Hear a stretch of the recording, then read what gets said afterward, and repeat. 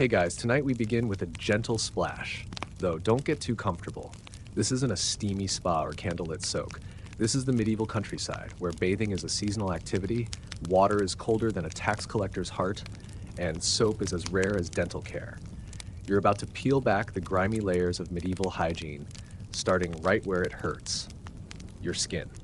So before you get comfortable, take a moment to like the video and subscribe, but only if you genuinely enjoy what I do here. And while you're at it, post your location and local time in the comments. I love seeing where in the world you're listening from. Now, dim the lights, maybe turn on a fan for that soft background hum, and let's ease into tonight's journey together. You stink, and you know it, but you don't care, because no one else smells much better. You're a peasant, and your bath options range from never to rainstorm. Personal cleanliness is less a virtue than a seasonal accident, and the word soap might be something you've heard whispered at the market by someone rich. Bathing, for most peasants, wasn't a daily, weekly, or even monthly ritual. It was closer to an occasional splash and scrub when the river wasn't frozen, or when you were forced to visit relatives in a bigger village and needed to impress someone by being slightly less crusty. Your typical bath setup? A wooden tub, if you're lucky. More likely, it's a bucket and a cloth in the corner of your hut. The water? Probably reused, heated over the hearth if you're wealthy in firewood. And if you're really fancy, you might toss in a bit of lye soap made from leftover animal fat and ashes. It works, but it stings like betrayal. But even that's luxurious compared to your neighbor who simply wipes themselves with handfuls of wet moss and calls it a day. Historians still argue whether medieval people bathed more than we give them credit for. Some claim the idea that everyone was perpetually filthy is a post-medieval smear campaign. Others point to laws banning bathhouses or sermons warning against naked indulgence as proof that cleanliness was frowned upon, at least if it felt good. And there were bathhouses, communal ones, often in towns. In the early medieval period, they were fairly common in Europe, especially in cities influenced by Roman customs. But over time, many were shut down due to associations with sin and disease. Too much steam and too many bodies in one place gave both the church and the fleas a headache. You might get one good bath a year, usually around Easter. Some regions even called it spring cleaning for your body. A literal baptism by warm water. Women might wash more often during childbirth or menstruation, but it wasn't about being clean. It was about being ritually pure, which is a whole different category of wetness. There's also this handy belief: washing too much makes you sick. Yes, really. The theory went that opening your pores with warm water let bad air or miasma in. So after a bath, people were advised to stay indoors, dry off completely, and sometimes even drink wine to balance their humors. Science!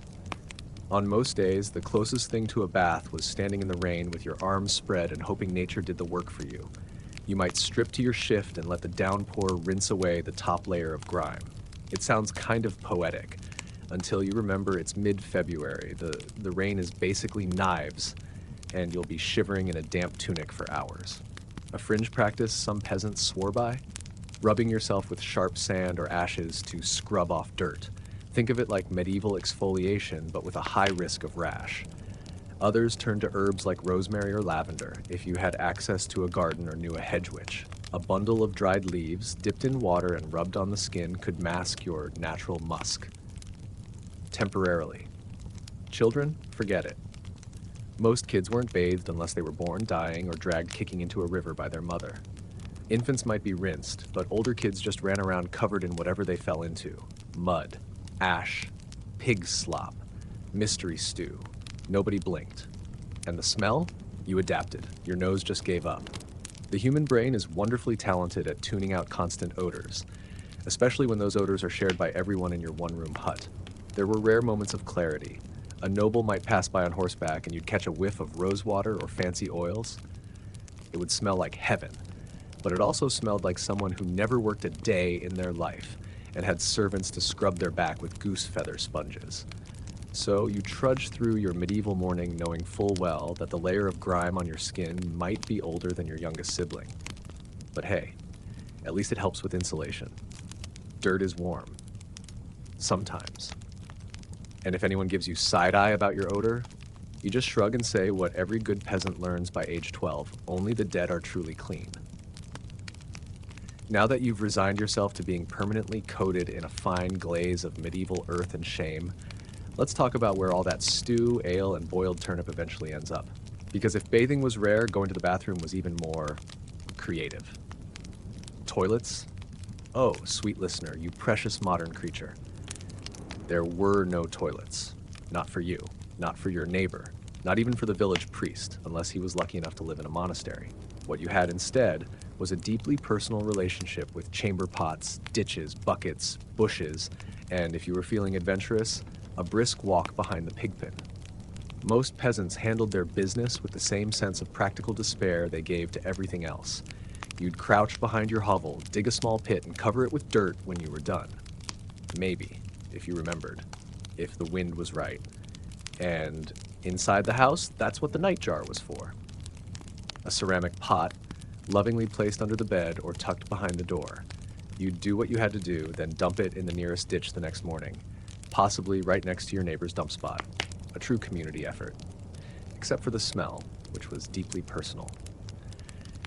Historians still argue whether the smell of medieval villages was truly unbearable or simply normalized.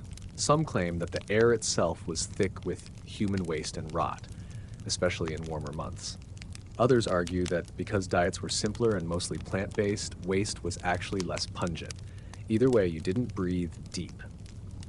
Larger towns might have cesspits or communal outhouses, deep holes covered with wooden planks that often doubled as a meeting place for gossip and rats. These pits had to be cleaned out by gong farmers, a profession so foul that it required nighttime hours, strong stomachs, and more ale than any human should consume. If your job title includes the word gong, congratulations, you've hit rock bottom. But sometimes waste disposal got creative. In castles and fortified manors, nobles had the luxury of garderobes, small stone rooms with a hole that dropped waste down the side of the building. Charming until you realized the moat was downstream. And yes, some peasants lived near those castles. Enjoy your moat water, folks. Then there's the matter of wiping. Look, this isn't glamorous. Leaves were common. Moss, if it was soft enough. Straw, if you didn't mind a scratch. In winter, let's just say snow was versatile. But if you were lucky or slightly better off, you might have a bit of cloth to reuse. Yes, reuse. You'd wash it, dry it by the fire, and hope no one else grabbed it by mistake. Spoiler, they did. In some parts of Europe, corncobs or even smooth stones were favored. One French tale even mentions villagers who use goosenecks. I wish I were joking. Another French practice, using your hand and rinsing in a stream. It was cheaper than importing pine cones, at least. Menstruation, defecation, urination, it all went somewhere, and often it didn't go far. You could be cooking stew just a few steps from last night's chamber pot dump. That smell mixing with the smoke and sweat and mold, that's home. Children, they were walking accidents. Too young for a chamber pot and too wiggly for a cloth diaper, most toddlers just let it happen. Floors were covered in rushes or straw, partly to absorb spills. Once in a while, the floor covering was replaced, usually when even the rats gave up. Some villages had latrines, usually in the form of pit toilets dug at the edge of town, but they weren't always maintained. Rain could flood them. Dogs could fall in. Once a priest delivering a sermon fell backward into one. He survived, but his dignity didn't. And during feasts or markets, with no portable loos and plenty of beer, alleys became the go-to solution. It was common to see someone squat behind a cart, nod politely, and continue on their way. Modesty was a luxury reserved for people who weren't full of cabbage. The church occasionally tried to regulate hygiene, especially around holy sites. Some monasteries installed running water systems to carry waste away. Monks washed their hands before prayer. But for peasants, rules were looser. Confess your sins, not your sanitation. Still, there were efforts at cleanliness. Some villages had designated waste areas, and there are records of councils fining people for dumping human waste in the street. Did people listen? Sometimes. But more often you stepped in it on the way to market. You get used to it. The smell, the constant awareness of what might be underfoot. It's part of life, just like sore backs, open fires, and that one neighbor who never bathes but still judges everyone else. So tonight, as you curl into your straw bed and the chamber pot waits faithfully beneath you, just know this. You may not have plumbing, but you've got freedom. Freedom to squat where you please, dump what you must, and never once worry about toilet paper shortages. You wake up wrapped in yesterday's sweat and smoke, reach for the same linen tunic you wore all last week, and give it the sniff test. Out of habit, not hope. You pull it over your head, ignoring the stiffness around the collar, the patches of mysterious crust along the hem, and that familiar scratch at your shoulders. Congratulations, you're dressed. And you are, by medieval standards, not naked. Clean? Not even close. Let's talk clothes. You've probably got two sets, maybe. One you wear every day and another for Sundays or funerals. But even the nice outfit is far from fresh. Washing clothes is an ordeal. No machines, no gentle detergent, just elbow grease, cold water, and maybe some harsh homemade lye that eats holes faster than it cleans stains. Most peasants wore wool or rough linen. Both are durable, warm, and wonderfully absorbent. Great for sweat, smoke, food stains, and the occasional sheep birth. Washing them means soaking in cold water, hot if you're rich, scrubbing with a flat paddle or your bare hands, and then hanging the heavy, dripping cloth over a fence where it'll take days to dry in damp weather. Because of this, most peasants didn't wash clothes weekly or even monthly. Some garments went unwashed for seasons. You might shake out the worst of the hay and brush off bits of dried stew, but actually scrubbing it? Only if it smelled worse than your pigsty, or someone complained. Historians still argue whether medieval people were truly indifferent to laundry or just had no better options. Some surviving records show fines for washing clothes in certain rivers, suggesting people did attempt laundry.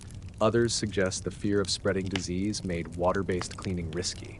Either way, fashion and freshness rarely met in the medieval village. You might try airing out your tunic on a sunny day, hoping the wind would carry away the worst of the funk. Or in colder months, hold it near the fire to smoke out the smell. The result? A scent best described as campfire stew soaked in regret. And it's not just outerwear. Underclothes, if you even own any, are rarely changed. Women wore shifts, long linen underdresses that absorbed sweat and body oils. Men had brays, loose underpants that doubled as shorts. Washing them regularly? That was wishful thinking. You spot a stain, shrug, and move on. But even more persistent than the grime, the bugs. Lice, fleas, and mites didn't care how pious or polite you were. They lived in your seams, nested in your bed straw, and treated your armpits like a ski lodge. Delousing became a group activity. Friends would pick nits out of each other's hair or clothes while gossiping. That scratching you feel? It's not your imagination. One quirky detail: people didn't always remove clothes to sleep. It was normal to keep your shift or tunic on, partly for warmth, partly because undressing felt inappropriate, especially in shared households. So you're sweating all night, rolling in straw, wearing yesterday's shirt. It's a closed-loop system of filth. Some folks, when clothes were truly beyond hope, would boil them, literally. Drop the whole tunic into a big cauldron with water and herbs, let it bubble, then beat it with a stick. Think of it as medieval dry cleaning, just wetter and angrier.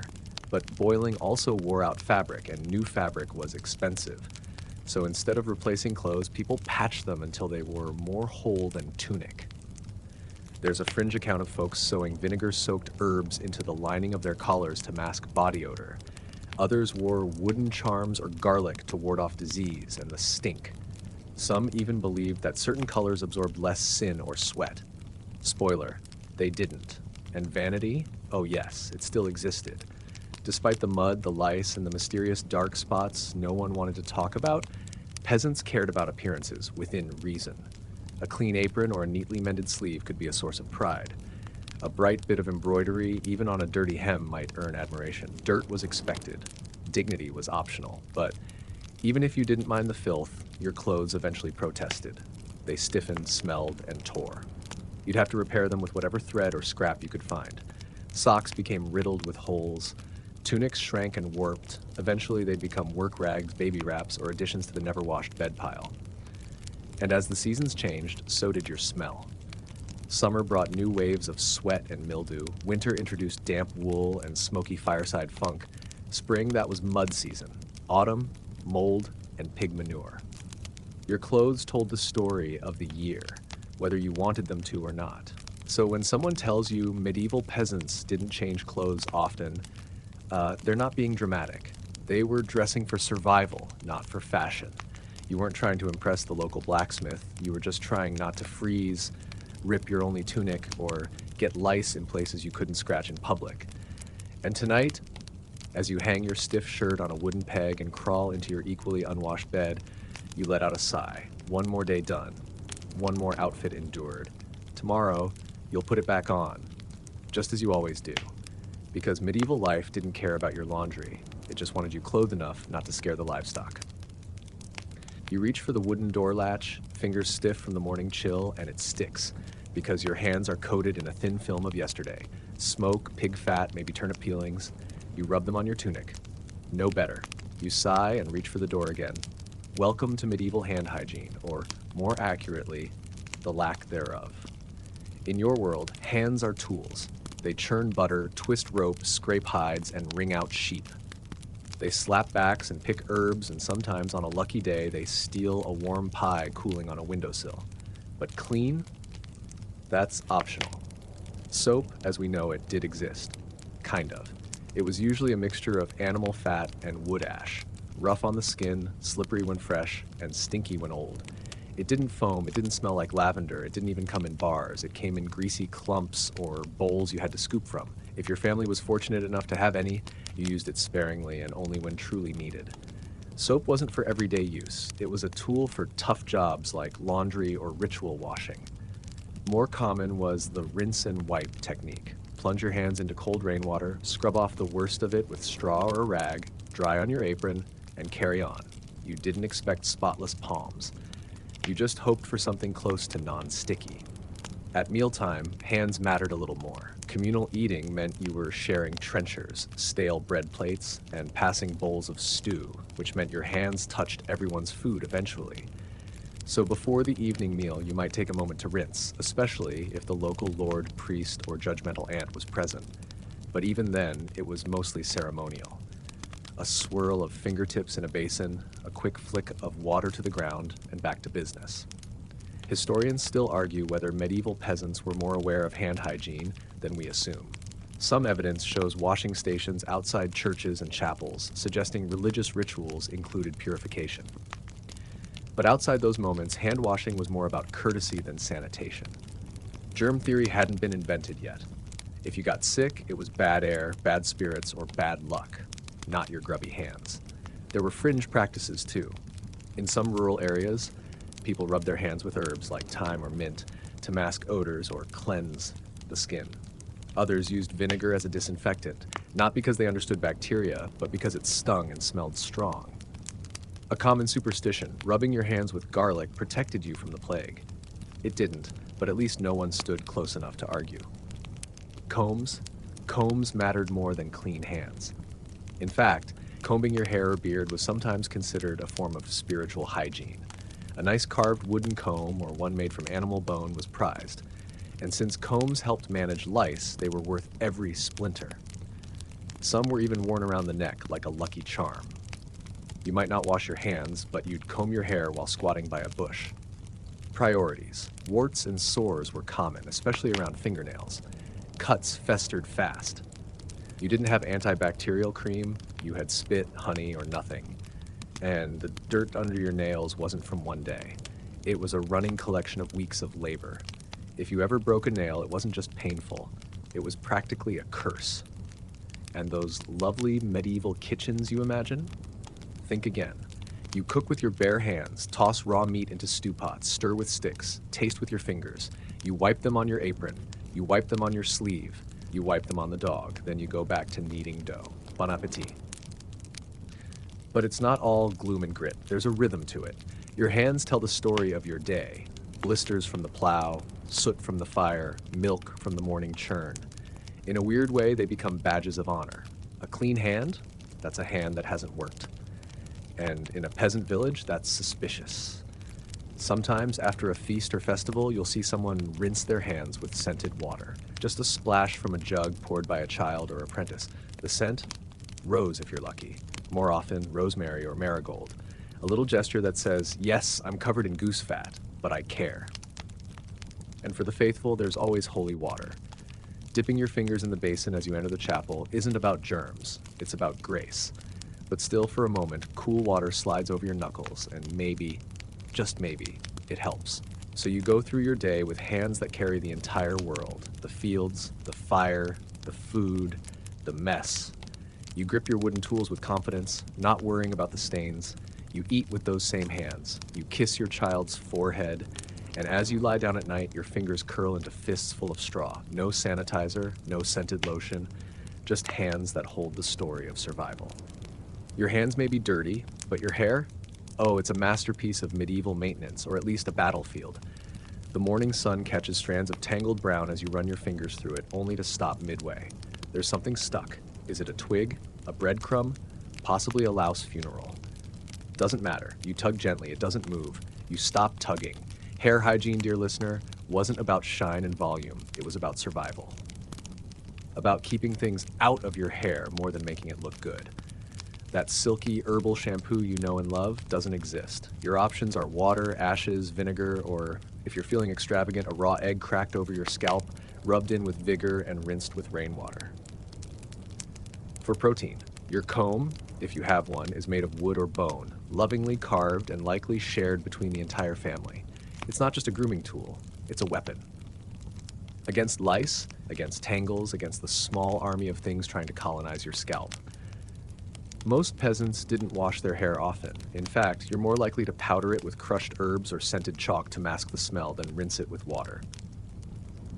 Ashes are popular too. Rub them in, comb them out, pretend it helped. Some believed ashes made hair grow. Others thought it just made it less greasy.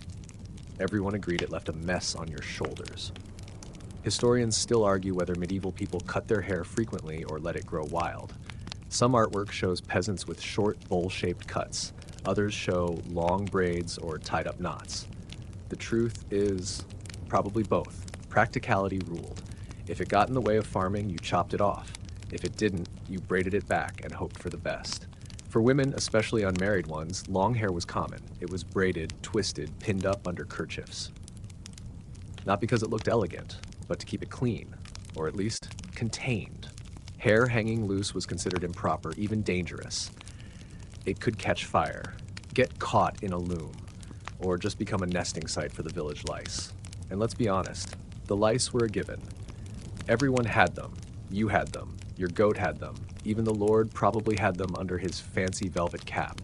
You combed them out in the evening, squished them between your thumbnails, and flicked them into the hearth like a little act of vengeance. It wasn't weird. It was bonding. Fringe remedy, boiled onion juice rubbed directly into the scalp to ward off lice. The smell? Unspeakable. The effectiveness? Questionable. But it was either that or wear a louse trap. Yes, a real thing. A small pouch filled with herbs sewn into your hat or pinned to your hair. It was supposed to lure lice away from your skin. It didn't always work, but it gave you something to blame. And beards? Oh, beards were both a statement and a liability. Men grew them thick, partly because razors were crude and shaving was a bloody gamble, but also because a good beard hid a lot. Crumbs, smells, possibly even emotions. Combing a beard was essential, though. Neglect it too long and it turned into a portable bird's nest. If you needed a trim, you didn't go to a barber unless you were rich or desperate. You handed your knife to a friend, sat very still, and hoped for symmetry. In villages, barbers might visit once a month, often doubling as tooth pullers and minor surgeons. Want a haircut and a lancing of your boil? 2 chickens, please. One curious practice from medieval Germany. People believed rubbing nettle water into the scalp prevented baldness. The irony, of course, was that the stinging nettles also gave you a scalp rash. Beauty is pain. Children's hair was often cut short to prevent lice.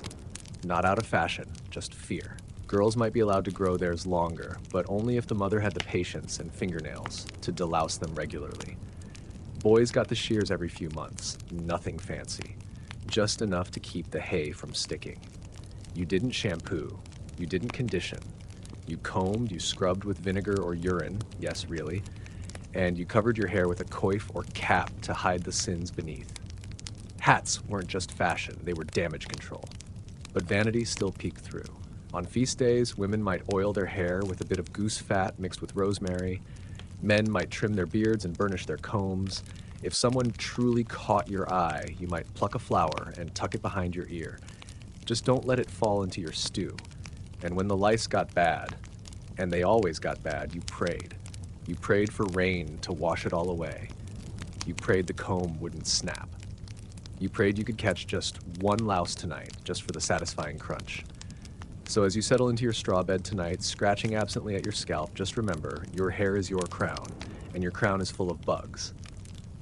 But hey, it's yours. You settle into your bed, a generous term. It's a rough sack stuffed with straw, possibly shared with your siblings, your goat, and a family of mice who pay no rent. The straw crunches as you shift, sending honey clouds of dust and other things. Sleep won't come easy, but you're used to that. In fact, you almost look forward to the familiar itch of something crawling along your leg. Bedtime in medieval peasant life is less about comfort and more about negotiation, with the bugs, the cold, and whatever died inside the mattress last winter. Let's talk about beds. You don't have a proper one, unless you count 4 sticks, a woven rope base, and a burlap sack stuffed with whatever plant matter was on hand. Straw was the go-to filler. Cheap, plentiful, and just absorbent enough to trap every drop of sweat, spilled ale, or child's accident. Over time, that straw broke down into dust and chaff, flattening into a smelly mat teeming with life. And by life, I mean parasites. Your straw bed was a haven for fleas, lice, mites, and the occasional tick. Once in a while, a beetle or two. If you lived in a damper part of the countryside, maybe even a centipede, you didn't call the exterminator, you didn't fumigate. You just got used to it.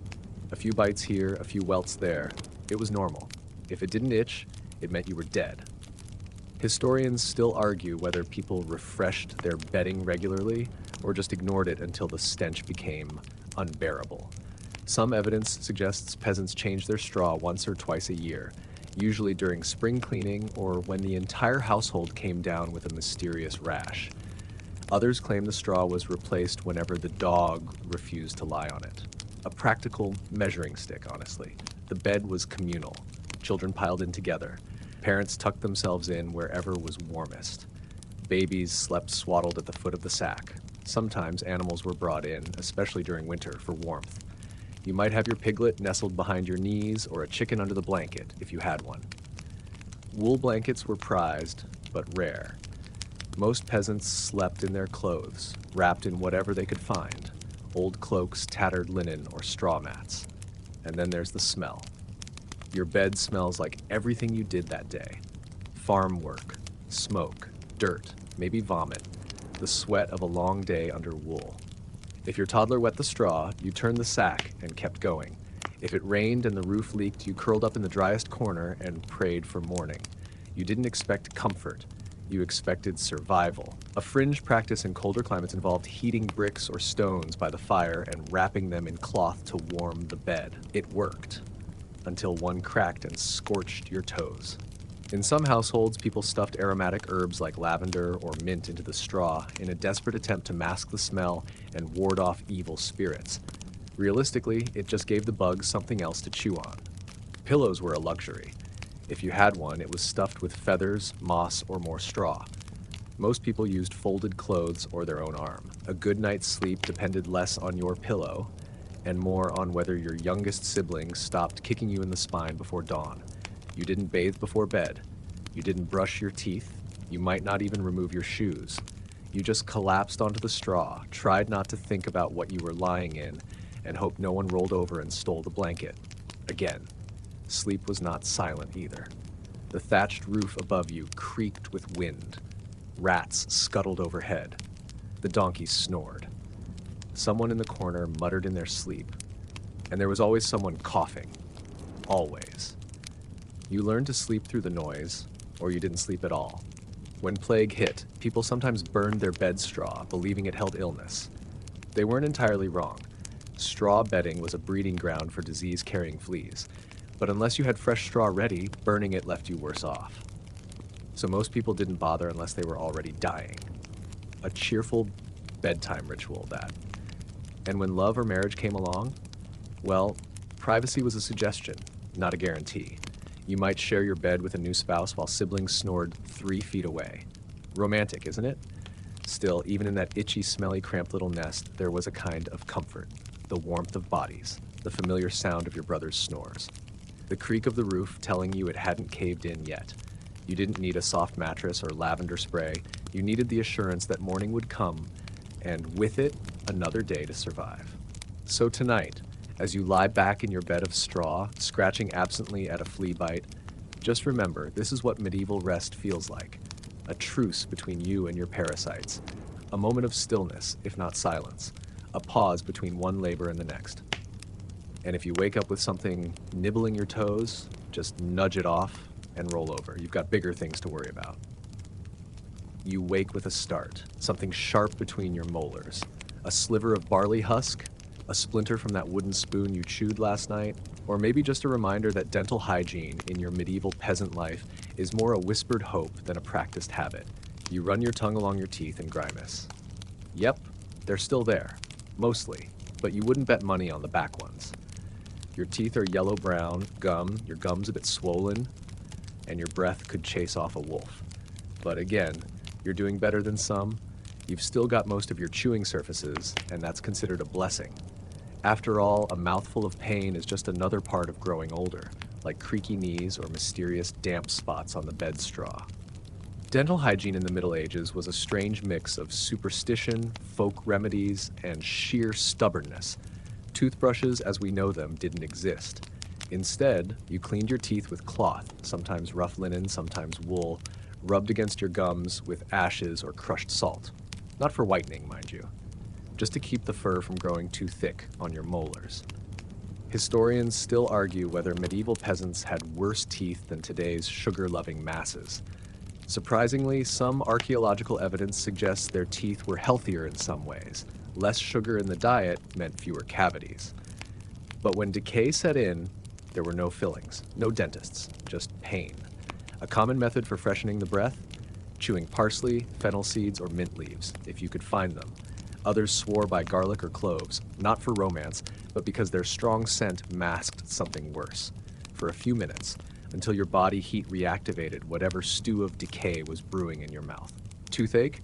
Oh, the remedies were creative. Some villagers placed hot coals near the jaw to draw out the demons. Others packed the tooth with honey and herbs, or drank strong wine until the pain faded, or you forgot which side it was on. If it got unbearable, you'd find the local blacksmith or traveling barber. He'd pull the tooth out with iron tongues. No anesthesia, no countdown, just a scream and a prayer. One fringe practice involved kissing a donkey on the muzzle. Supposedly it transferred the toothache to the animal. Another method, reciting charms while tying knots in a string, then throwing it into a stream. The ache would flow away. The string usually didn't work. The donkey never forgave you. Dental tools? If you had them, they were terrifying. Iron picks, hooks, and wooden wedges. But for most peasants, tooth care came down to the basics. Don't let it get that bad. Chew carefully. Avoid cracking nuts with your teeth. And never ever bite down on bones unless you wanted to feel something shift. Children's teeth? Milk teeth were left to fall out on their own. If a child complained of pain, a mother might rub the gum with garlic or warmed butter. It didn't work, but at least it felt like trying. Sometimes kids died of infections from abscessed teeth. Sometimes they lived and learned to chew on one side forever. There's a reason you rarely see smiling faces in medieval artwork. Not because they weren't happy, though fair, but because teeth were rarely worth showing. Blackened molars, chipped incisors, and infected gums didn't scream divine beauty. Saints were depicted with clean souls, not clean smiles. Still, some people tried. Wealthier folk might polish their teeth with ground pumice or coral dust. Some records suggest vinegar rinses were common. Effective, yes, but corrosive. Others bragged about brushing with burnt rosemary or chewing sticks from sweet-smelling trees. It was less about science, more about sensation. If it stung, it must be working. And there's always the folk wisdom. A bad tooth reflects a bad soul. People whispered that toothaches came from lying, cheating, or failing to tithe. If your mouth rotted, it meant your conscience wasn't far behind. So you go through your day chewing carefully. You favor the left side because the right makes your eye twitch. You wince when the wind hits just right. And at night, when the pain pulses through your skull, you press your fingers to your jaw and whisper the old rhyme, "Tooth of mine, rot and fall, leave me whole or none at all." And still you carry on. You eat, you drink, you smile, just not wide. Because in a world with no dentists, your best tool is denial. That and garlic. Lots of garlic. You scratch your shoulder, then your thigh, then the back of your neck. It's relentless, like 1,000 tiny violinists all playing itch in different keys. You sigh, pick something out of your shirt collar and flick it into the fire. Was it a flea? A grain husk?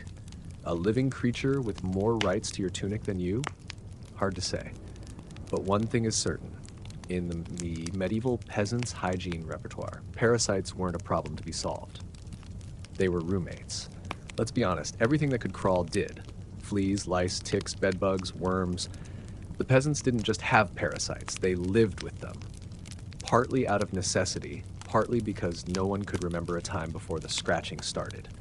When a problem becomes universal, it stops being a problem.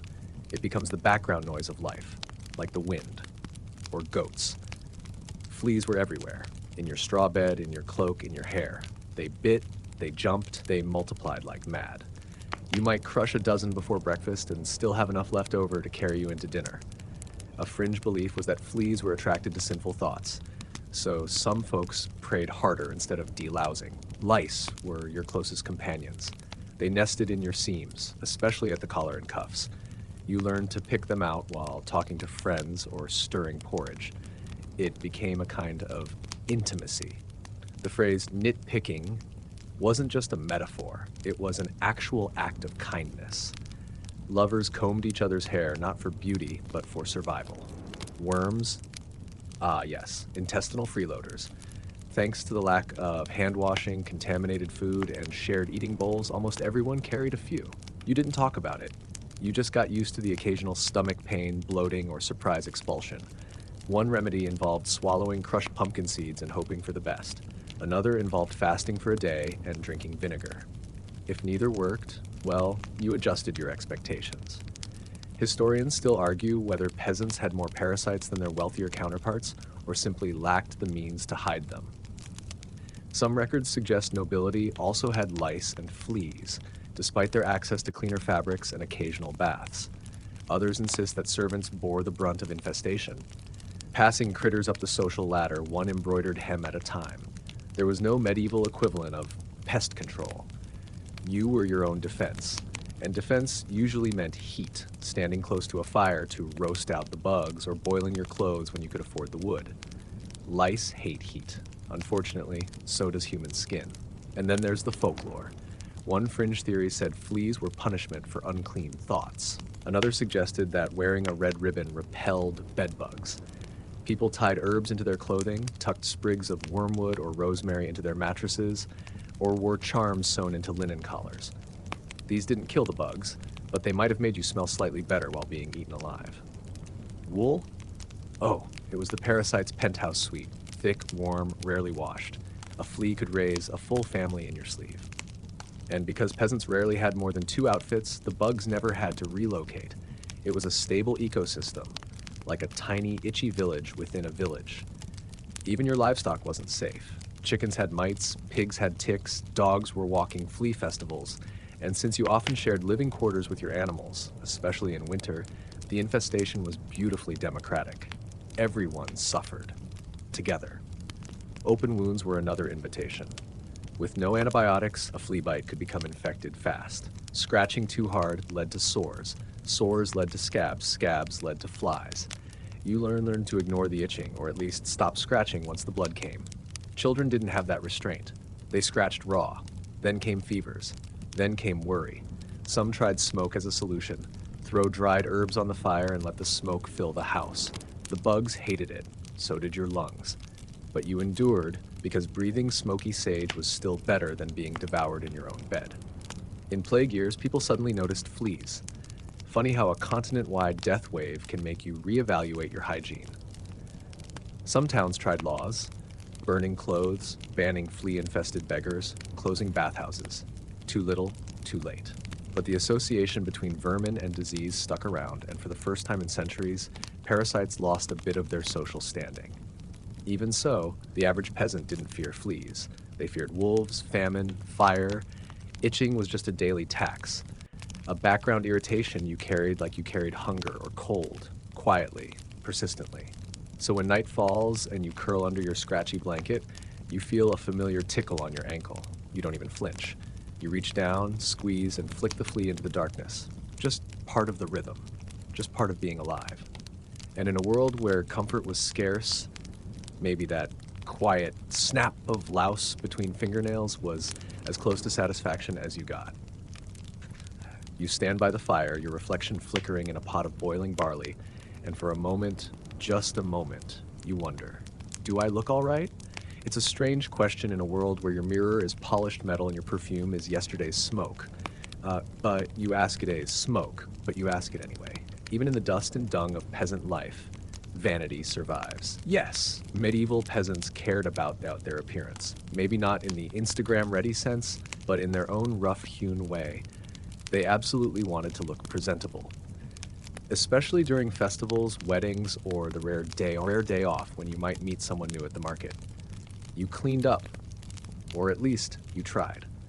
Your tools were limited. A fragment of polished brass might serve as your mirror.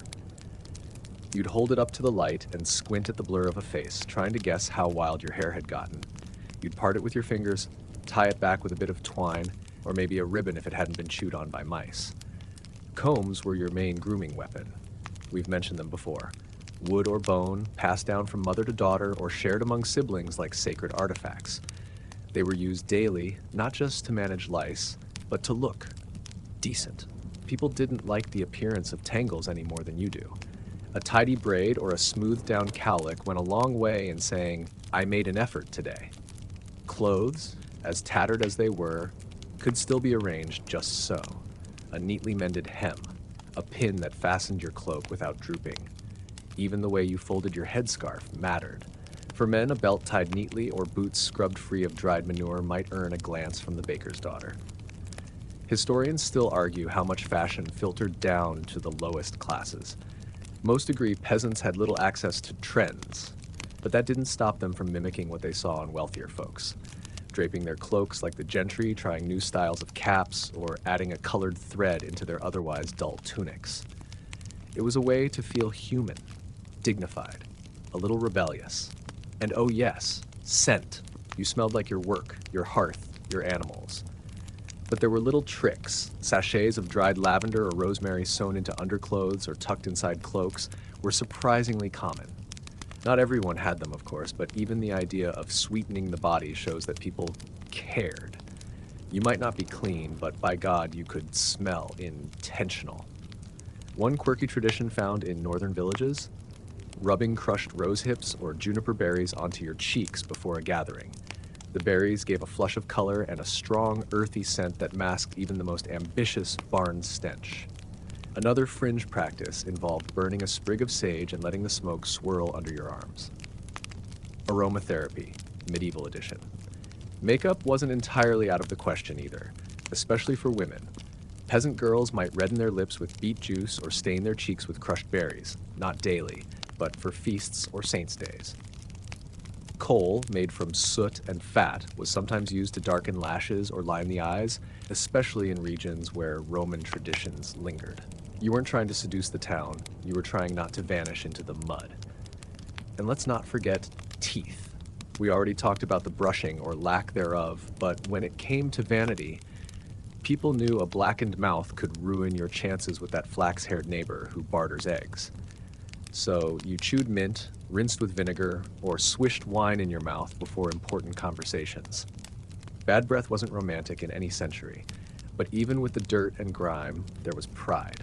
Pride in a freshly laundered shift, in a well-oiled boot, in a bit of ribbon stolen from an old trade route bundle and tucked into your braid. When your entire life is toil and repetition, a touch of vanity becomes not just indulgence, but resistance. The church didn't always approve. Sermons warned against prideful appearances, against painting the face, or flaunting hair like a harlot. Some priests insisted that vanity led to sin, that the devil curled the locks of women and straightened the tunics of prideful men. But the peasants? They mostly ignored it. They had bigger sins to worry about, like stealing apples or skipping vespers. You learned early. Appearances matter. A clean apron said you respected yourself. A combed beard meant you weren't lazy. A straight stitch on your hem might catch someone's eye in the bread line. You didn't need jewels or perfumes. You just needed to try, once a week maybe, or once a month. But that effort meant something. So tonight, as you brush straw from your hair and dab a bit of rosemary behind your ears, you know you're still you. Covered in dust? Yes, but not invisible, not forgotten. You're still capable of beauty in your own scratchy, smoky, bug-bitten way. You sit on a low wooden stool near the hearth, your knees pulled up, a ragged shawl over your shoulders. It's quiet, save for the occasional pop of firewood and the distant bleating of sheep outside. You shift slightly and wince. A slow, familiar ache pulses through your lower back. You pull the shawl tighter, eyes downcast. It's that time again. And there's no clean towel, no painkillers, and certainly no sympathy. Welcome to menstruation in the medieval countryside. Medieval peasant women handled their periods with a mix of creativity, silence, and sheer endurance. The modern concept of menstrual care with products, support, or even conversation simply didn't exist. It was a private matter, one soaked in superstition and shame, yet woven deeply into the rhythms of daily life. You don't have pads, you don't have tampons. What you have is cloth. Old, fraying, washed more than worn scraps of linen, folded into rough bands, stuffed into your undergarments, or tied between your legs with cord or string. Some women used moss, soft grasses, or even bits of sheep's wool, absorbent but itchy. It wasn't elegant. It wasn't even sanitary, but it worked. Sort of. The cloth, often called a rag, yes, that's where the phrase comes from, was rinsed out in cold water and reused. Soap was a luxury. You didn't always have the firewood to boil the cloths, so they were hung to dry and used again the next month. If the weather didn't cooperate, you dried them near the fire, sometimes too close. There's at least one tale of a rag catching flame mid-dry and setting a thatch roof ablaze. Medieval life, folks. Historians still argue whether peasant women had regular menstrual cycles given the constant physical labor, poor diet, and frequent pregnancies. Many likely menstruated less frequently than modern women. Delayed puberty, extended breastfeeding, and fewer ovulations played a role. But when it came without warning and without privacy.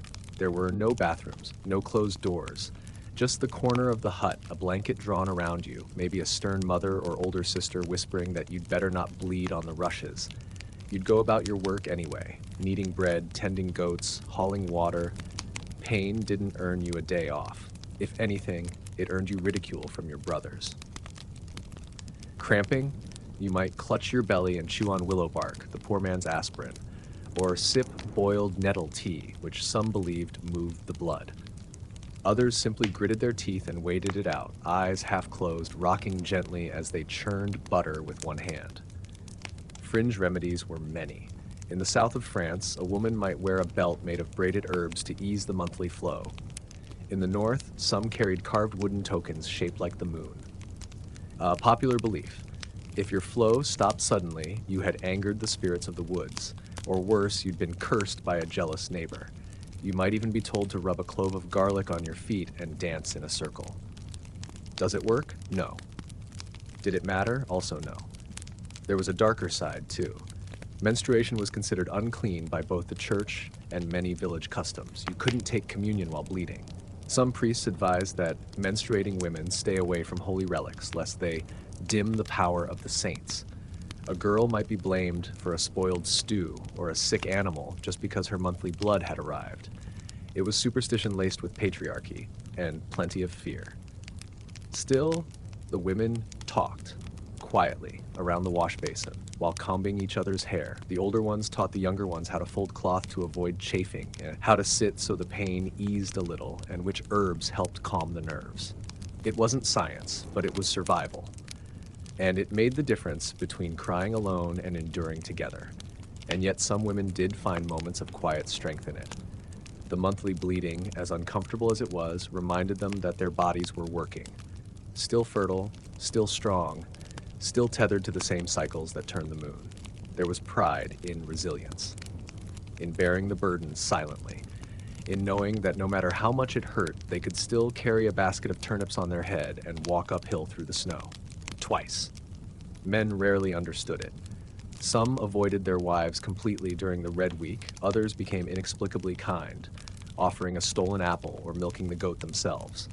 But no one talked about it directly. That would be improper, or worse, embarrassing. So as you shift again on your stool, clutching the knot in your belly, you bite your tongue. No one else will mention it. You've tied the cloth tight, you've washed the blood from your fingers, you'll carry on like it's any other day, because it is, and because you have no choice. You're a peasant, and this is your body doing its work, whether anyone honors it or not. You hear a wet splat behind you. You turn, and there's your youngest, again, squatting gleefully in the rushes by the hearth, pants halfway down, absolutely unfazed by the mess he's just made. You sigh, fetch a fistful of straw, and clean up without a word. There's no scolding. He's only 3. You're only one woman.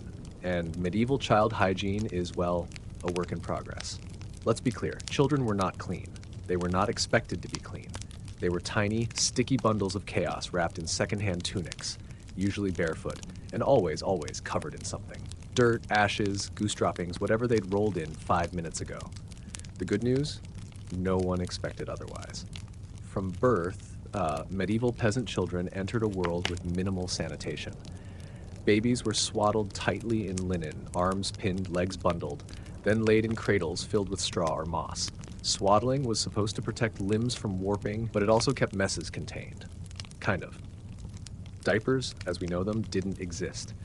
Instead, babies might be wrapped in cloth and laid on absorbent materials. Some mothers simply kept a close eye and cleaned up as needed. Sometimes with water, sometimes with rags, sometimes with the edge of an apron. Did it smell? Of course it did. Everything did. But you got used to it. The average peasant mother had several children, often back to back, and hygiene became a matter of triage. Who's bleeding? Who's sick? Who's missing? If no one was actively on fire, you were probably doing fine. As toddlers grew, they learned by imitation. If you squatted behind the hut, they squatted too. If you wiped your hands on your tunic, so did they. You might teach them to rinse in the rain barrel or splash water on their face before church. But full baths, rare, special, and usually a disaster. Historians still argue how much attention was given to children's cleanliness. Some point to religious texts that stress the innocence of children, suggesting they were treated gently and bathed when possible. Others argue that constant exposure to filth toughened them up. More dirt, more immunity. Either way, there was no daily bath, no bubble soap, no bedtime routine with warm towels and lavender oil. If your child wasn't actively crusting over, you counted it as a win. Hair was usually cut short, partly to prevent lice, partly because long hair tangled too easily when your only brush was a sibling's fingers. Clothes were handed down until they disintegrated. A 5-year-old might be wearing a tunic made for a 9-year-old 3 villages over. Socks? Don't make me laugh. One fringe practice in rural areas was smoke bathing. Children were held near a smoky hearth or passed through incense as a kind of spiritual cleansing. The idea was that evil spirits clung to dirty skin. The result was less spiritual clarity and more coughing fits, but the tradition lingered. And when kids got sick, hygiene became a blend of folk medicine and hope. You rubbed garlic on their feet, boiled nettles into tea, tied herbs into their hair. If they survived the fever, you said a prayer of thanks and threw away the straw bedding. If not, the priest came. But even then, no one blamed filth. Illness was fate or punishment. Or that one neighbor who looked at your child wrong last Tuesday. Teeth, they came and went. Children chewed on bark, old cloth, or whatever they found. When baby teeth fell out, some mothers saved them, sewing them into the child's tunic as a charm.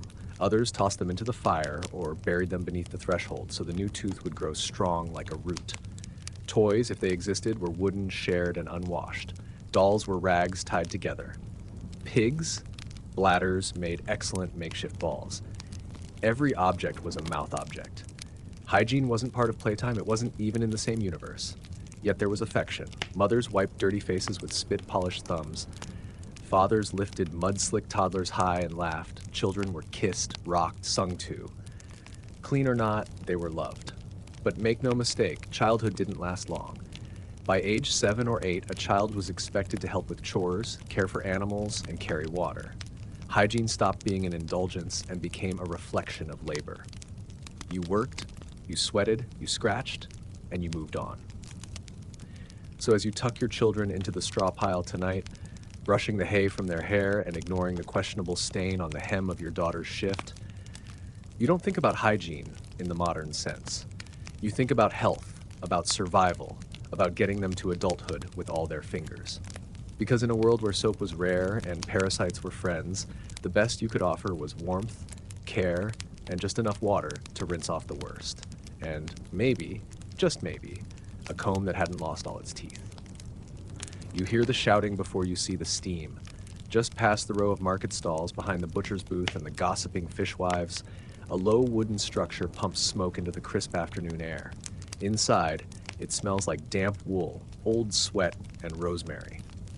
Welcome to the communal bathhouse, a rare, coveted escape from your daily crust, if you can afford it. Let's get one thing straight.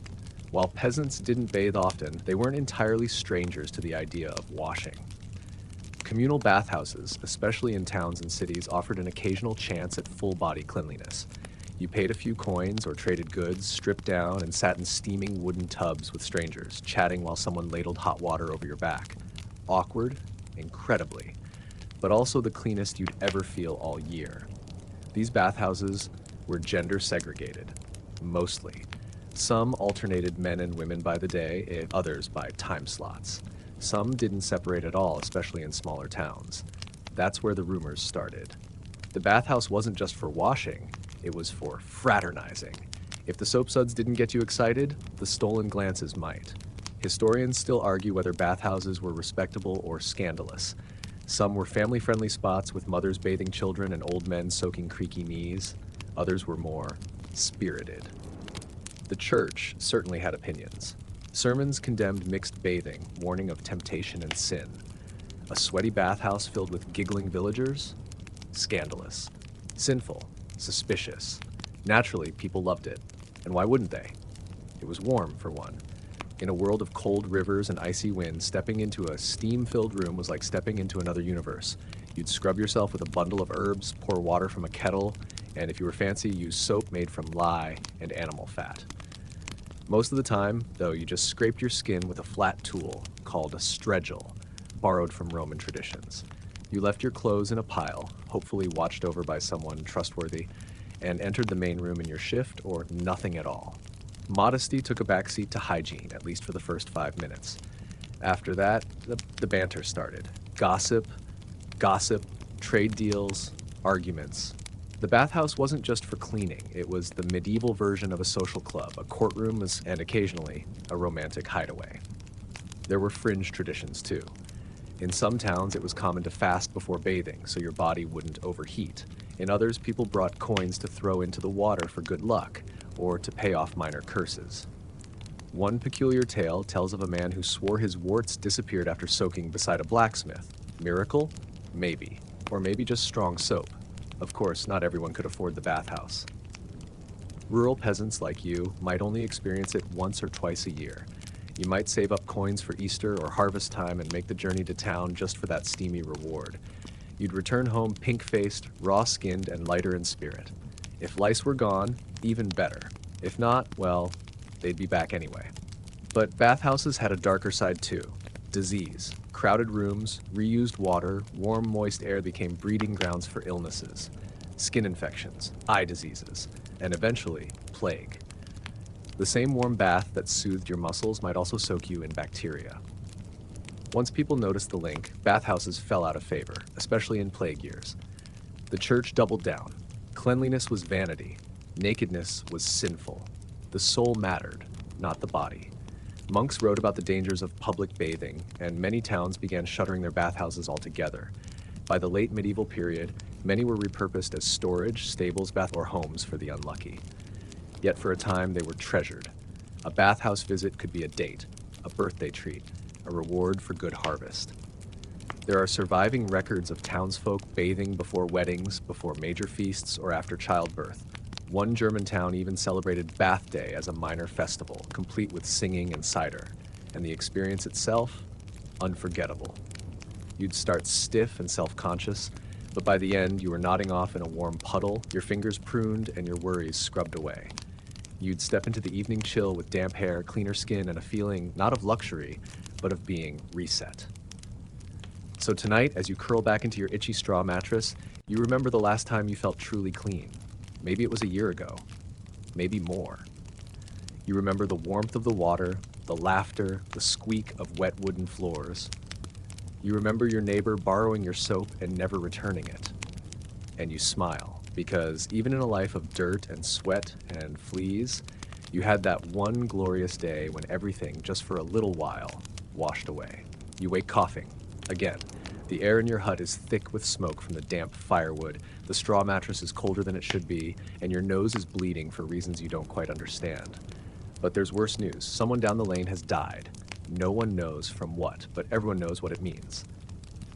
The plague has come, and suddenly the whole village is thinking about hygiene, not as comfort, but as survival.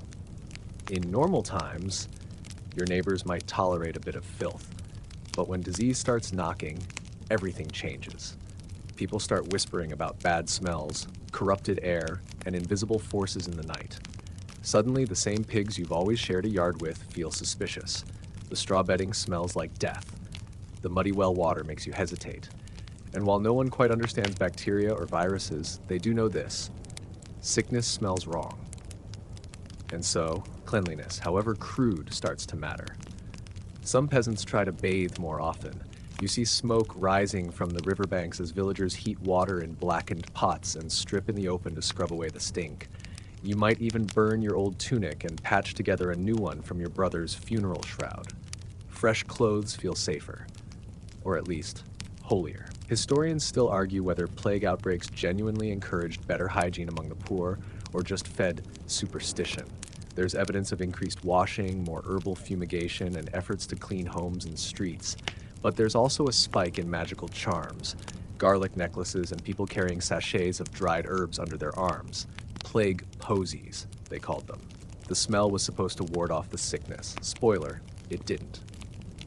You've probably heard that line from the old children's rhyme, "Ring around the rosy, a pocket full of posies." It's more than a song. It's a memory of survival tactics dressed up in rhyme. People stuffed fragrant herbs into their clothing, masks, or beds to mask the scent of decay and to protect themselves from what they called miasma, or poisoned air. One fringe practice involved bathing in vinegar or rosewater if you could afford it. Others believed that being too clean actually made you more vulnerable, opening your pores to bad humors. It created a dilemma. Do you scrub away the stink or let it linger like armor? Monasteries and churches often responded with ritual. Holy water sprinkled on door frames, candles burned at sickbeds, processions through muddy streets carrying relics or bones of saints. These weren't just spiritual gestures, they were medieval public health. When you don't have antibiotics, you turn to heaven. And yet, for peasants, cleaning still came down to what you could manage.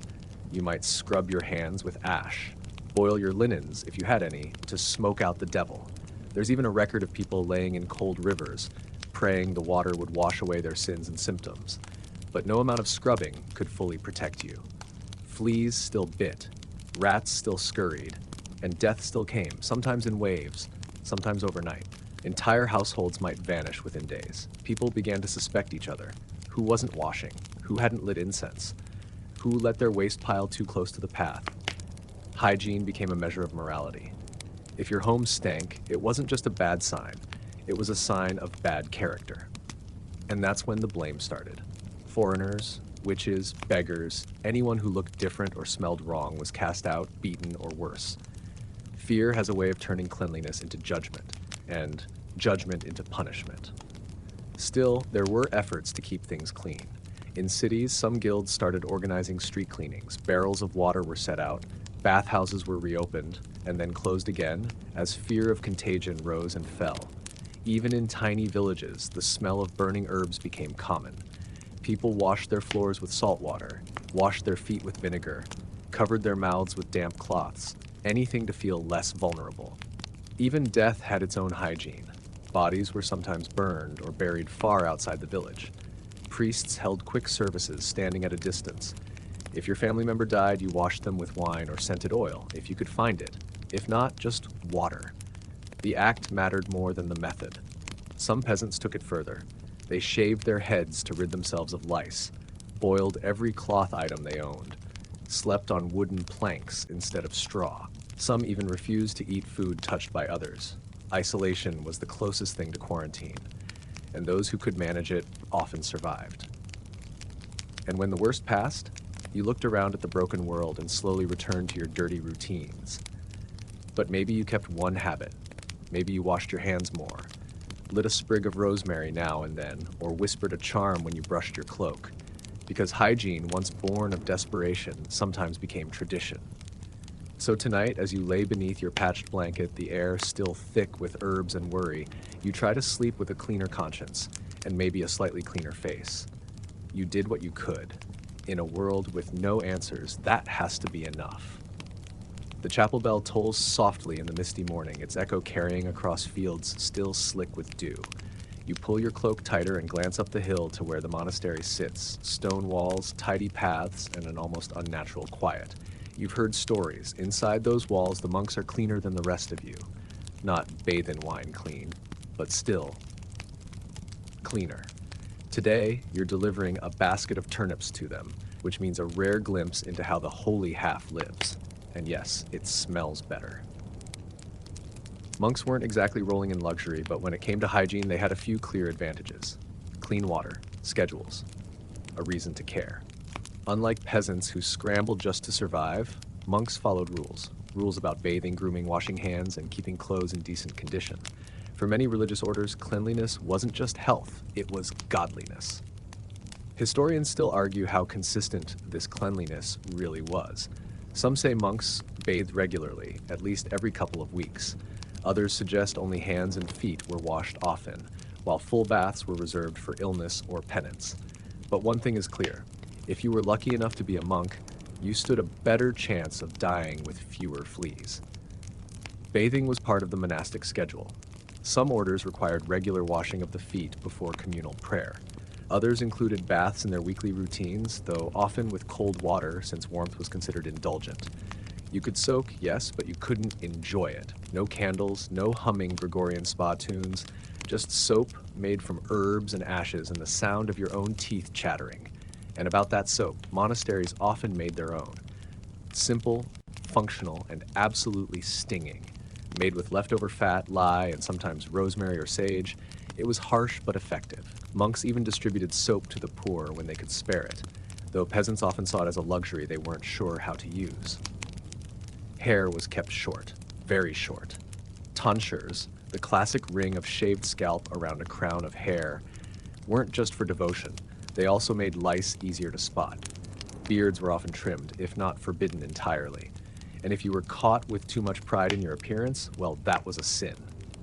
Vanity was not part of the monastic lifestyle. Clothes were regularly washed, especially undergarments. Linen habits were rotated and scrubbed clean, dried on lines, or in special rooms designed for warmth and airflow.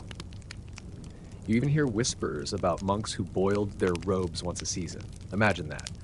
Clothes that didn't smell like soup and manure. Inside the monastery, lavatoriums, a kind of hand-washing station, were installed near dining halls. Long stone basins with spouts or water channels let brothers cleanse their hands before meals.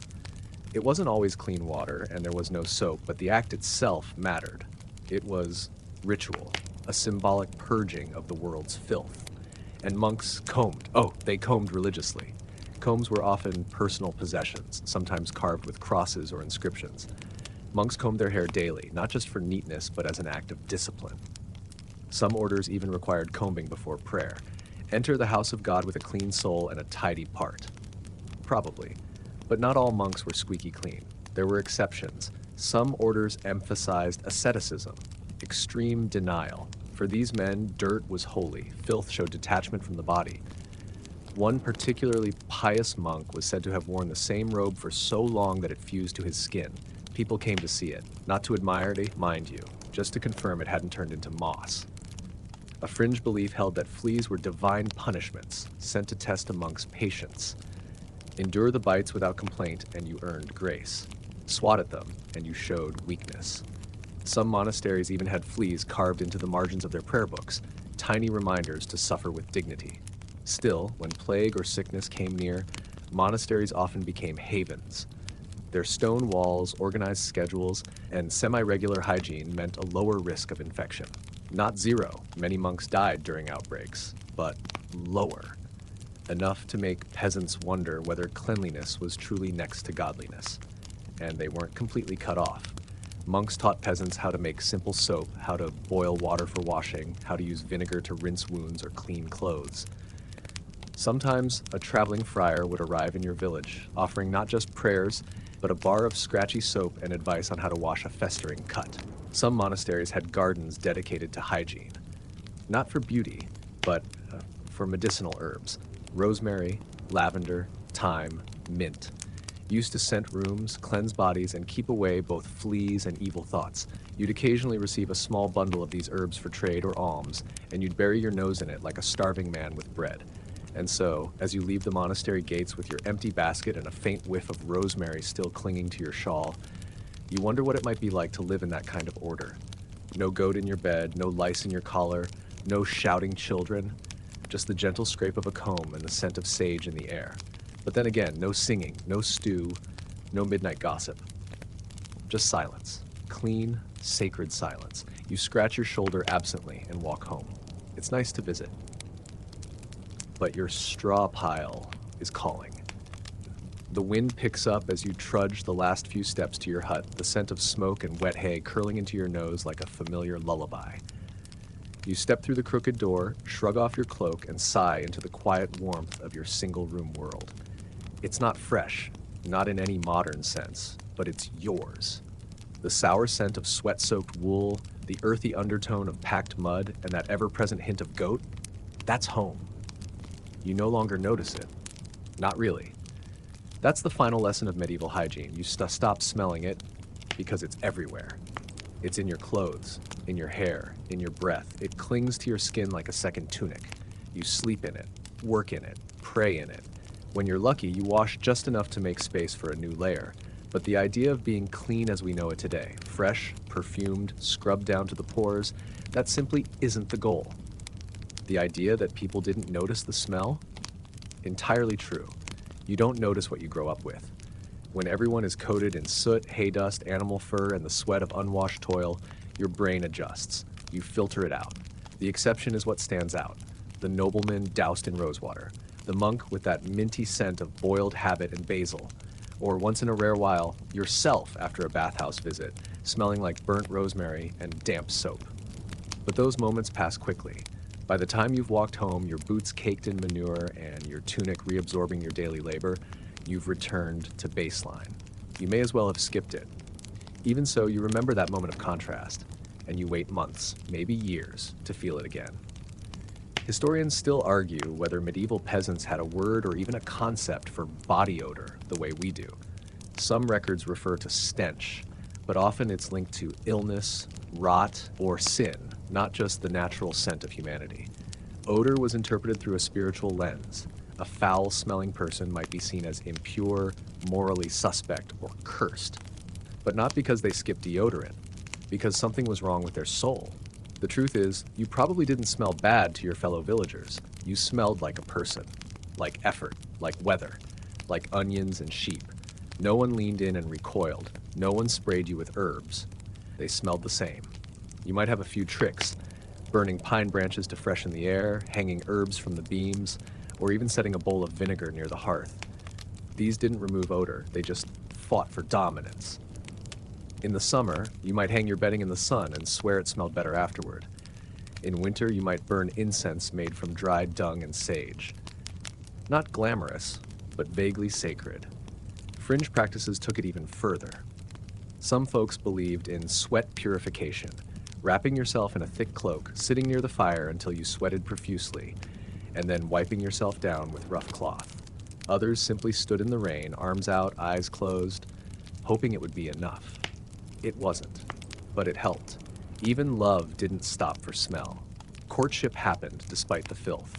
You'd brush straw from your hair, tuck a wilted flower behind your ear, and flirt with someone who hadn't bathed in half a season.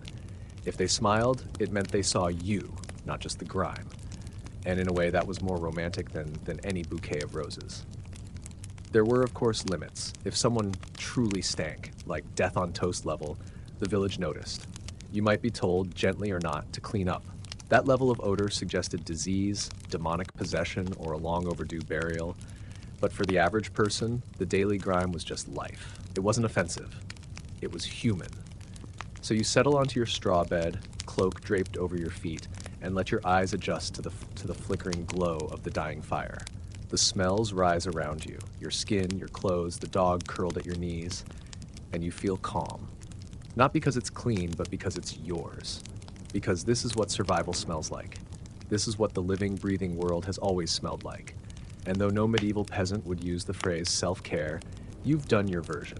You wiped your hands, you combed your hair, you pinched the lice and flicked them away, you folded your tunic, you placed a sprig of mint beneath your pillow. You tried. Because hygiene, in the end, isn't about perfection.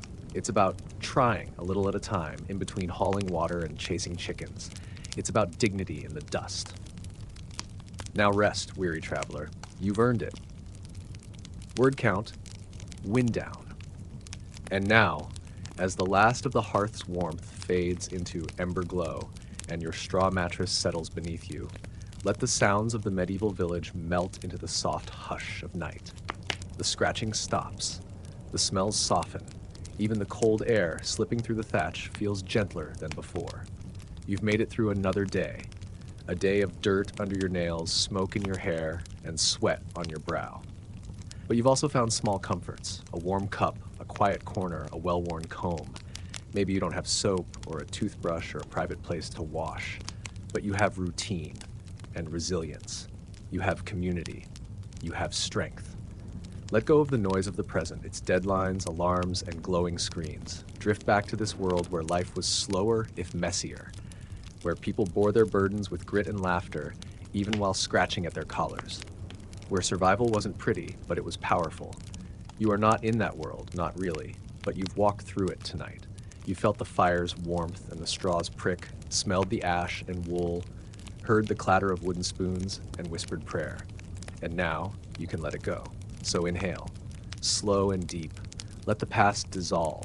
Let sleep gather around you like the heavy woolen cloak of 1,000 yesterdays. The lice won't follow you. The straw won't itch. The smell will fade, only the story lingers, and the peace of knowing that even in the dirtiest corners of history there is still tenderness. Still rest. Good night.